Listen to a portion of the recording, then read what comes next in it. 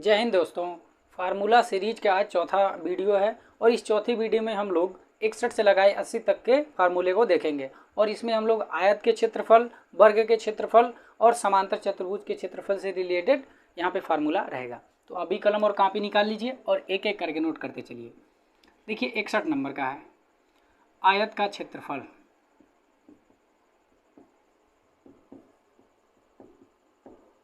आयत का क्षेत्रफल बराबर होता है लंबाई गुणे चौड़ाई।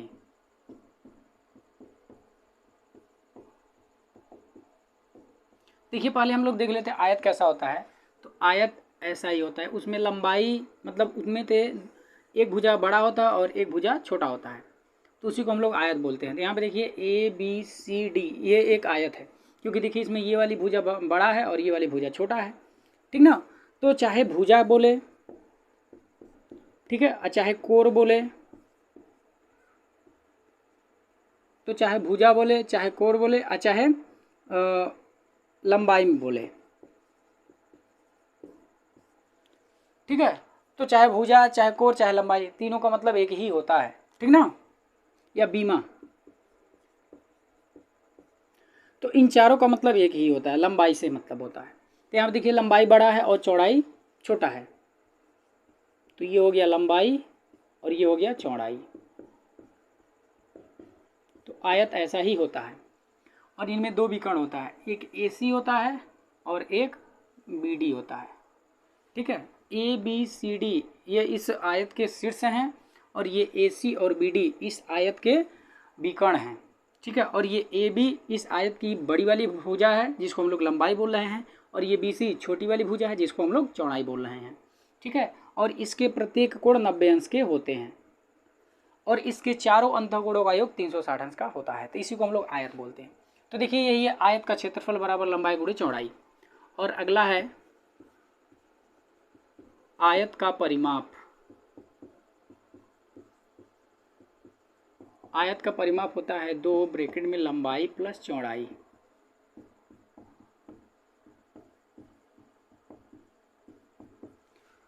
और फिर 63 वाला है आयत का विकर्ण।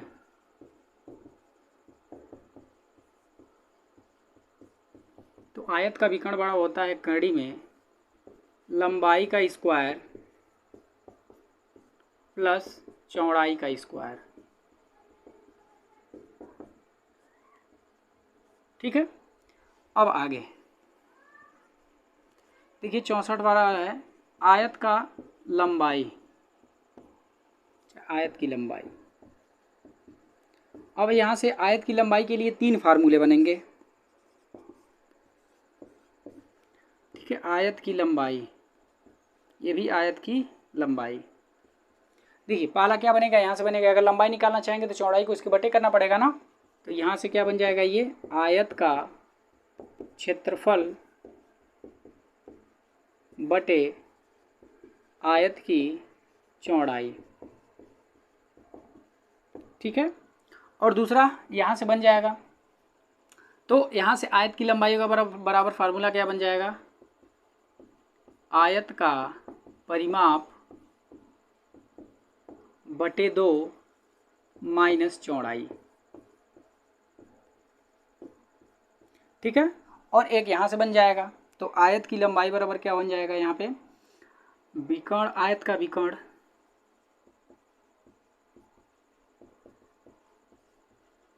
आयत का विकर्ण इसका स्क्वायर माइनस आयत की चौड़ाई का स्क्वायर, ठीक है। और ये होते हैं अंडर रूट में। तो ये हो गया 66 नंबर का प्रश्न, ठीक है। अब इसका स्क्रीनशॉट ले लीजिए या फिर वीडियो को पॉज करके इसको नोट कीजिए, फिर हम आगे बताते हैं, ठीक है। अब मिटाते हैं।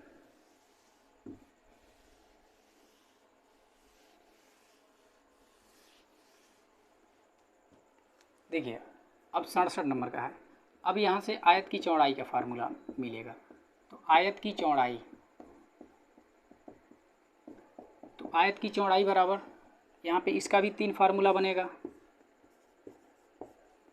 आयत की चौड़ाई, यहाँ पर भी आयत की चौड़ाई।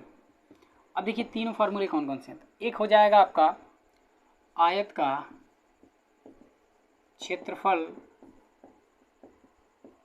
बटे आयत की लंबाई। दूसरा बनेगा आयत का परिमाप बटे 2 माइनस लंबाई। ठीक है, अगला बनेगा कड़ी में आयत के विकर्ण का स्क्वायर माइनस लंबाई का स्क्वायर। ठीक है, तो ये 69 नंबर का है। अब 70 नंबर का है। अब इसमें जो है कि वर्ग से रिलेटेड फार्मूले हैं, तो अब हम वर्ग को पहले समझा लेते हैं, फिर इसके फार्मूले को दिखा जाएगा। देखिए वर्ग को, वर्ग में जो चारों भुजाएं होती हैं वो बराबर होती हैं, ऐसे करके देखिए इनमें चारों भुजाएं बराबर हैं, इनके भी 4 शीर्ष होते हैं और इनके चारों जो कोण होते हैं ये 90-90 अंश के होते हैं और चारों अंतःकोणों का योग 360 अंश का होता है। इनमें भी 2 विकर्ण होते हैं, एक है AC और दूसरा है BD।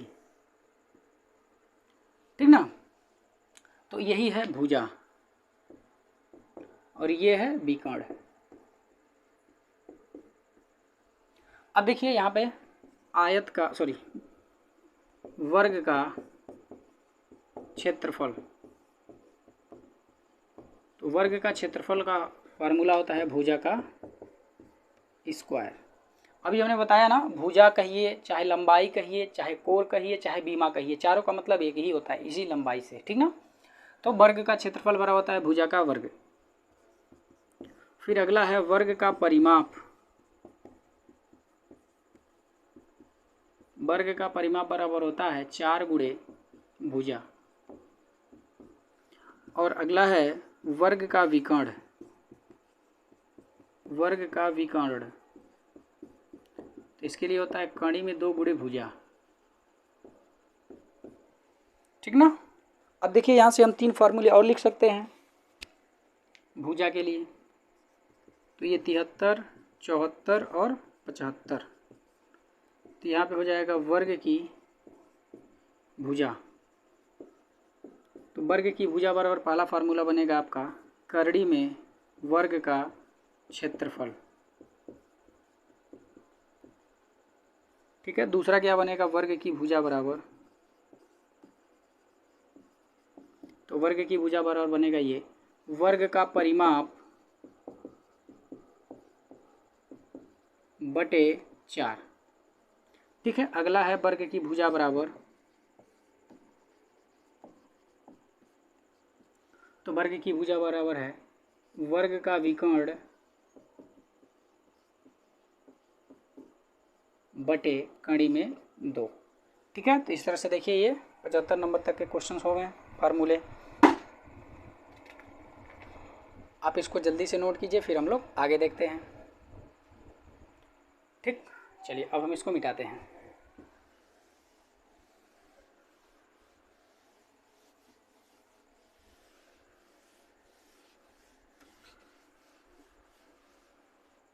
देखिए अगला है समांतर चतुर्भुज से संबंधित। तो देखिए समांतर चतुर्भुज होता कैसा है।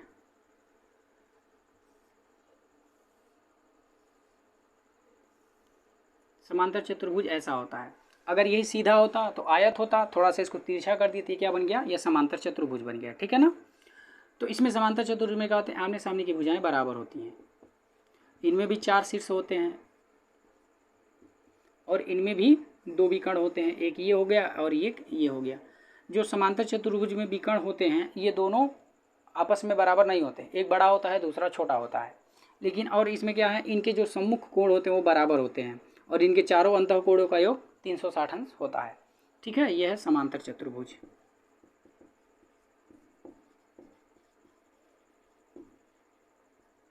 अब इससे रिलेटेड यहाँ पे फार्मूले हैं। तो पहला है समांतर चतुर्भुज का क्षेत्रफल। समांतर चतुर्भुज का क्षेत्रफल, तो समांतर चतुर्भुज के क्षेत्रफल का फार्मूला होता है आधार गुणे ऊंचाई। क्या होता है, आधार गुणे ऊंचाई। आधार का मतलब क्या हो गया, मान लीजिए ये ही हम लोग आधार AB ले लेते हैं और फिर उसके बाद ऊंचाई। अब देखिए आधार पर जो लंब रेखा होती है वो ऊंचाई होती है, ठीक है। अगर हम कहें कि ये ऊंचाई, तो ये ऊंचाई नहीं होगा, क्यों? क्योंकि ऊंचाई उसे माना जाता है जो आधार पर क्या हो, लंब हो, ठीक है। तो अगर यहाँ पे ऊंचाई देखा जाएगा तो ऐसा कुछ करके होगा, ये वाला मान लेंगे, ये BL वाला, ठीक है ना। तो ये बनेगा ऊंचाई और ये बनेगा आधार, यानी कि जो दो भुजाएं आपस में 90 अंश के कोण पर होंगी उन्हीं में से एक आधार होगा और एक ऊंचाई होगा। तो ये हो गया समांतर चतुर्भुज का क्षेत्रफल का सूत्र, आधार गुणे ऊंचाई, ठीक है। अब देखिए अगला है 77 नंबर का है समांतर चतुर्भुज का परिमाप। समांतर चतुर्भुज का परिमाप, देखिए समांतर चतुर्भुज के जो परिमाप होते हैं 2 ब्रैकेट में आसन्न भुजाओं का योग, आसन्न भुजाओं का योग। अब ये आसन्न भुजा क्या होती हैं? देखिए जिन भुजाओं के एक शीर्ष कॉमन होते हैं उसी को हम लोग आसन्न भुजा बोलते हैं। जैसे यहाँ पे देखिए AB और BC, ये AB और BC का एक शीर्ष देखिए B वाला उभयनिष्ठ है ना, इसका मतलब ये AB और ये BC क्या कहलाएंगे? आसन्न भुजाएं कहलाएंगे। अगर हम बात करें AB और DC की तो ये आसन्न भुजाएं नहीं होंगी, क्यों? क्योंकि इनमें AB और CD या DC में कोई भी शीर्ष कॉमन नहीं हो रहा है। तो जिन दो भुजाओं के शीर्ष में, जिन दो भुजाओं के एक शीर्ष कॉमन होंगे उनको आसन्न भुजा बोलते हैं। देखिए वैसे ही आपका AB और ये AD भी हो जाएगा, क्योंकि AB और AD में क्या होंगे, ये A वाला शीर्ष कॉमन होगा, वैसे ही ये AD और ये DC वाले में D वाला जो है कि कॉमन है ना, तो इसलिए ये AD और ये DC क्या कहलाएंगे? आसन्न भुजाएं कहलाएंगे, ठीक है। आसन्न भुजा का मतलब ये होता है कि जिनका एक शीर्ष कॉमन हो उनको आसन्न भुजा बोला जाता है, ठीक है। तो समांतर चतुर्भुज के परिमाप का फार्मूला यही बनता है, 2 ब्रैकेट में आसन्न भुजाओं का योग, ठीक है। अब देखिए यहाँ से अगर हम लोग निकालना चाहें तो समांतर चतुर्भुज की आधार की लंबाई और ऊंचाई निकाल सकते हैं, तो वही हम यहाँ पे लिख रहे हैं। तो समांतर चतुर्भुज, देखिए हम चतुर्भुज लिख भी सकते हैं या फिर हम सिंबल के द्वारा भी दिखा सकते हैं। जब अगर ऐसा हम लोग कहीं दिखाते हैं इसका मतलब होता है कि ये चतुर्भुज को डिनोट कर रहा है, तो हम समांतर लिख करके ये बना देंगे तो इसका मतलब हो जाएगा कि ये समांतर चतुर्भुज की बात कर रही है।